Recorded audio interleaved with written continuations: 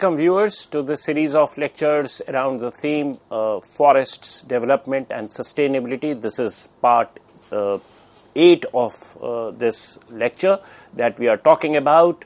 We have earlier spoken about several other parameters and contours of the forestry, imperial forestry or colonial forestry and forestry in independent India. The important nodes in terms of formation of Imperial Forest Department, various acts running across independence into independent India and so forth, how introduction of different technologies in the sectors of transportation and communication, particularly the railways, is impacting the pith and substance of forestry and forest laws, and the way surveillance is to be carried around and so forth. And it is with reference to that in the previous part of the lecture, of which this one is a sequel, we spoke about the situation or the background or backdrop of 1864, when the first Imperial Forest Department is formed and the first Inspector General of Forests, Brandes, who is a German, and who is a professor who has worked and seen how forests and conservation measures are unfolding in Germany and other parts of Europe and also America. So he's aware of the debate that has triggered around conservation, around the way development and conservation is to be reconciled and so forth. But as we would discover in this discussion, that it was much more than individual leanings and opinions and ideologies. Brandes, for example, is taking a position after the first forest laws were passed in first forest act was passed in 1865, immediately after the formation of the Imperial Forest Department.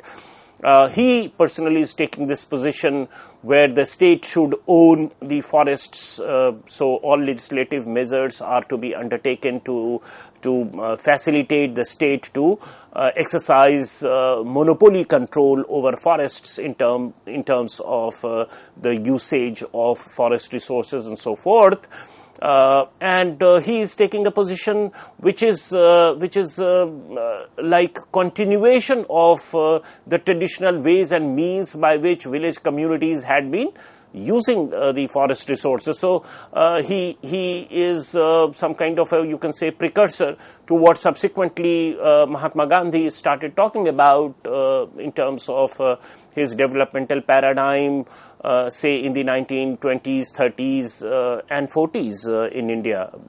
And although that Gandhian paradigm of economic development with village communities at the center of it, and some kind of a no to massive big industrialization, etc., that Gandhi was talking about, that could never be undertaken even in independent India. But Brandes, to begin with, seems to be of the same thought process. So his position, although personal, is on those lines. Nevertheless, he is concerned about assertion of the state in terms of ownership so far as forests are concerned.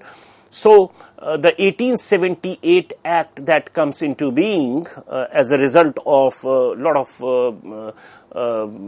of ideation, confabulations, and so many bureaucrats actually debated this in some conference and the seminars, and ultimately when it is ready in the form of 1878 Act, what we get to see is that Indian forests are classified into 3 categories. This is all in an attempt to exercise state control over Indian forests, so that something could be done about conservation. So one such category of forests were to be named as reserved forests. Now, reserved forests are those forests which, having extinguished all private and traditionally ordained communal rights, sought to lend forests for exclusive and sustained exploitation under the state's control. So, you can say that reserved forests are forests where unqualified control of state is exercised, and the traditional ways and means by which people in the nearby areas, or the forest dwellers, or it could be farmers in the adjoining area, the way they had been crisscrossing the forest or making use of forest resources, that had to be curtailed because it is part of reserved forests, right? So that is the first category. Then the second category that 1878 Act created in terms of forest is that of protected forests. So what are protected forests? These are the forests where state controlled the exploitation of only specific species and also the rhythm of its exploitation in identified forests. So, in protected forests, there is no unqualified or blanket control of the state that is exercised.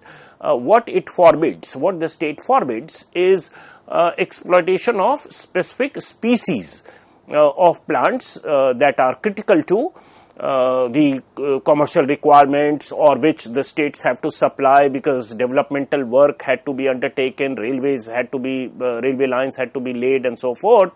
So, in order to seamlessly supply the timber required for it or for other purposes, the state comes into the picture and creates these categories of reserved forests, protected forests. In protected forests, people could come and make use of forest resources, but certain specific species of plants were not allowed to be touched, and also in which month or at what point of time in the year some species could be exploited, some species of trees could be exploited, that was also identified.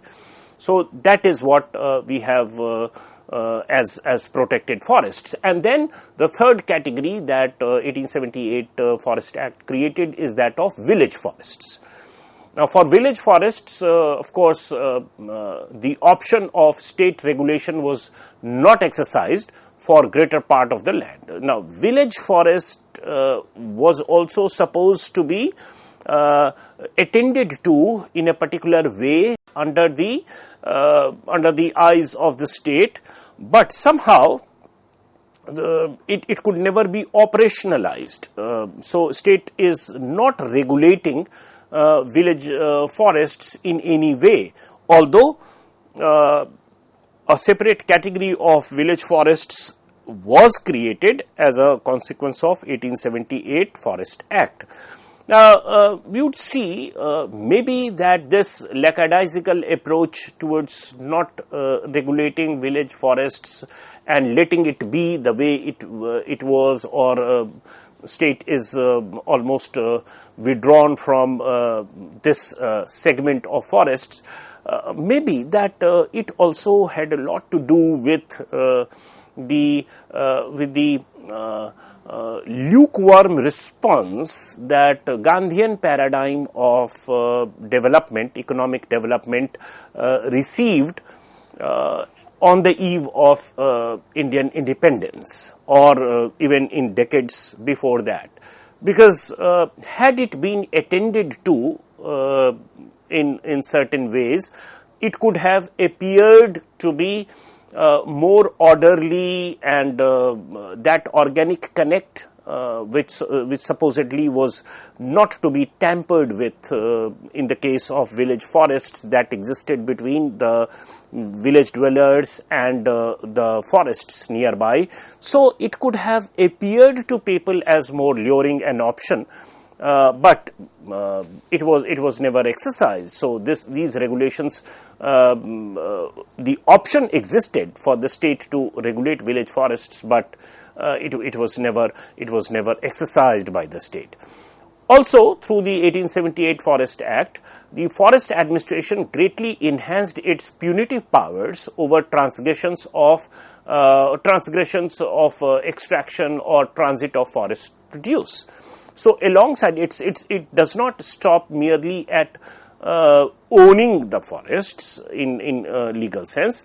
Administratively, this act also equipped the forest officials, the imperial forest officials, to get more and more punitive powers, so that in case there is any transgression on account of extraction of forest resources or transit of forest produce, etc., they could take punitive action, they could forbid it, and there could be some deterrence that they could exercise.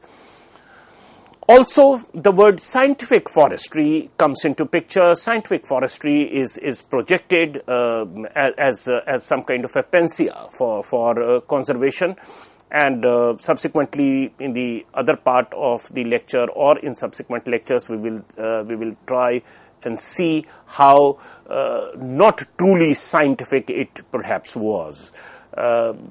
Because the entire grammar of scientific forestry was perfected in conditions that were climatically so different from what existed in India. So it was a scientific, or it could have been a scientific forestry, all right, in the temperate climatic conditions of Europe and America, but certainly the tropical humid conditions of forests here in India was a different ball game, and applying those principles of scientific forestry onto the Indian reality, which was different, had its own problems, and no genuine objective and scientific empirical studies were undertaken to understand the realities of the tropical forests in India, where these scientific forestry principles were deployed in the name of conservation. So the ecological dependence or the symbiotic relationship that various species have in tropical humid forest conditions here in India was never studied properly, and it could have been a good way to manage forests in temperate conditions, but Indian conditions were different. And it is in this sense that the scientific forestry actually were perhaps not in reality that scientific so far as Indian conditions are concerned. So these words are very much coming into picture as a consequence of 1878 Act. Scientific forestry is spoken about. Commercial interest is to be managed in a particular way, and the state is supposed to walk that thin line between succumbing to commercial interests and protection of forests or conservation of forests. And obviously, there are some imperial palliatives that are supposedly good for forests, but they at best are imperial palliatives and nothing more, because the commercial constraint of colonialism was too enormous to be resisted by these measures. And that always operated in some way or the other. The only thing is that now it is the state which is facilitating it. It is the colonial state which is facilitating it by owning the forests. So 1878 Act talks about state ownership of forests. It talks about scientific forestry. And it also talks about compact blocks. Now, compact blocks are, you can say, dedicated blocks for the use of forest resources for commercial purpose. So they know that certain developmental works like laying of railway lines, or for that matter shipping industry, will require certain kind of timber. So that has to be maintained, that has to be conserved for its sustainable use by these sectors, and they were forbidden for the common people, so that it could not be cut and used. So compact blocks of various tree species were also created, and they were conserved. They were made available by the state. So regulation here is regulation of compact blocks by the state is very tight. So as a consequence of it, what happens? Now you have the Imperial Forest Department, you have the Forest Laws of 1865, which is perfected in 1878, tweaked in 1878. So what began as 14,000 square miles of state forest in 1878 went on to become 56,000 square miles of reserved forests and 20,000 square miles of protected forests in 1890. So from 1878 figures, we have 1890 figures in terms of what is the area under reserved forest, which is completely state controlled, and protected forest, where certain species are only protected by the state. Now, a decade later, the figures read 81,400 square miles of reserved forests and only 3,300 square miles of protected forests. Now, this tells you the story that the state is very vehemently trying to convert all the protected forests into reserved forests. Now, one way to look at it is to look at it from the point of view of optics, from what is being said by the government, that they are doing it for conservation. The fact of the matter is that once you reserve or once you convert the protected forests into reserved forests, you simultaneously are tightening the ownership or monopolizing the state ownership of forests over protected forests, where the ownership of the state is not undifferentiated, or where it is not unqualified. So it's a qualified control of state that is operational in protected forest areas. But these 10 years subsequent to 1878 tells you the story that the emphasis is or the trajectory is about converting protected forests into reserved forests.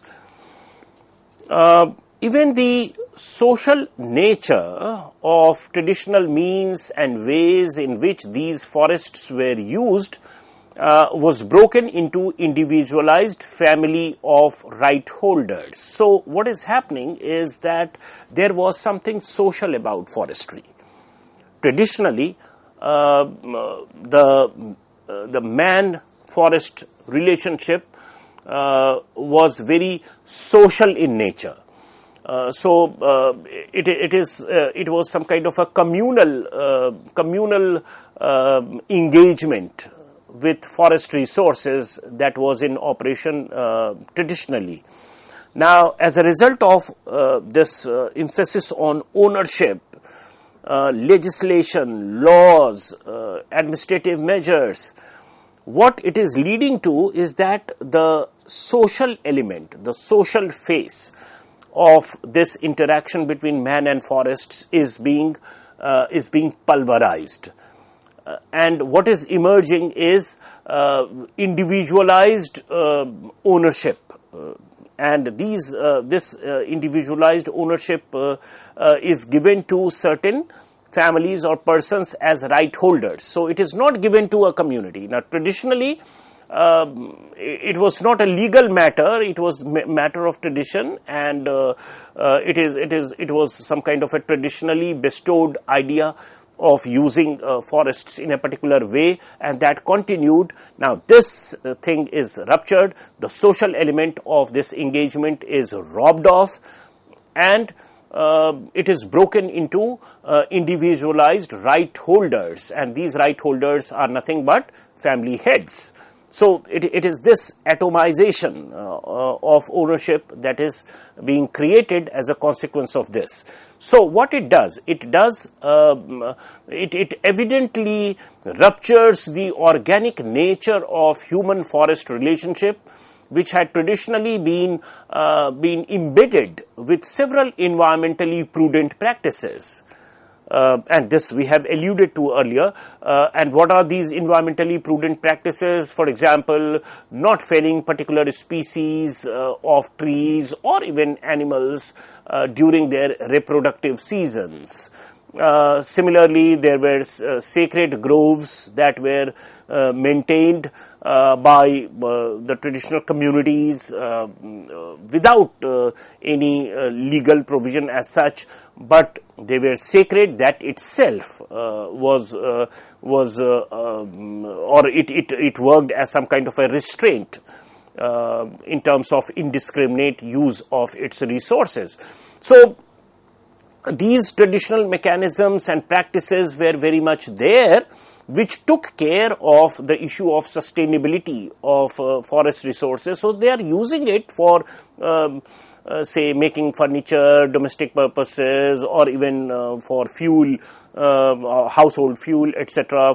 Forest resources are being used traditionally for these purposes, but simultaneously they are also not felling particular species during reproductive season. They are also maintaining sacred groves, and so it is all coming couched in magico-religious practices. So absence of any legal position here is not an issue.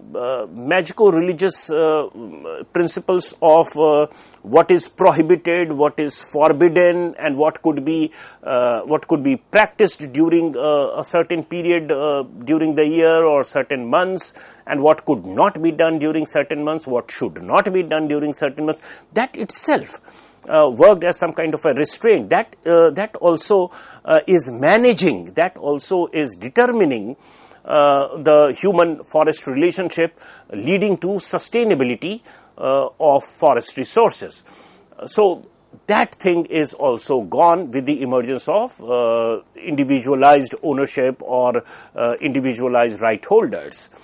Also, the compact blocks. Now, compact blocks, as I said, it was for those species of plants that were particularly required for industrial expansion or for expansion of the railways and so forth.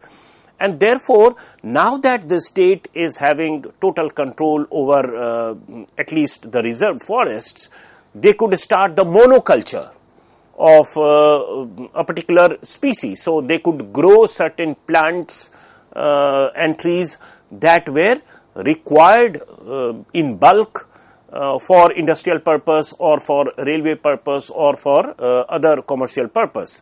So this could be done now that it is the state that is unqualified owner of at least the reserved forests.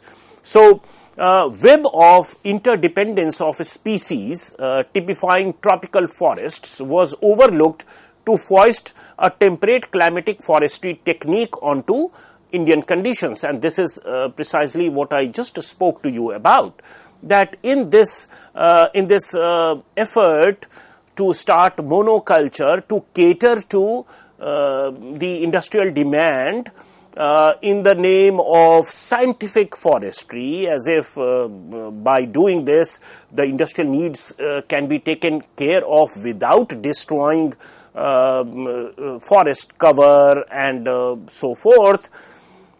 This technique itself was fraught with problem, because this technique of monoculture was developed in the temperate climatic realities or temperate forests of Europe and America, and perhaps it was not very appropriate to be applied that way in the reality, in the tropical conditions or tropical humid conditions of forests here in India. and the web of symbiotic relationship between various species, the denseness of forest and so forth, was never carefully looked at. And so once you are creating monoculture in certain patch over in certain patch in forests, it ruptures that interdependence, and it destroys quite a few other specifics of Indian forests as well. And therefore, there is this sense of dubious scientific claim, as no data or no survey was carried out to justify the appropriateness of this prescription of scientific forestry, which was actually developed in the West but applied here onto India. So this conflation of scientific and sustainability is carried over well into not only the colonial period, and there is this unfortunate continuance of this conflation of scientific and sustainability in terms of forestry even into independent India. And as we meet next, we shall be talking more about it through the specifics of forest laws, not only in the colonial India but also in independent India. Thank you.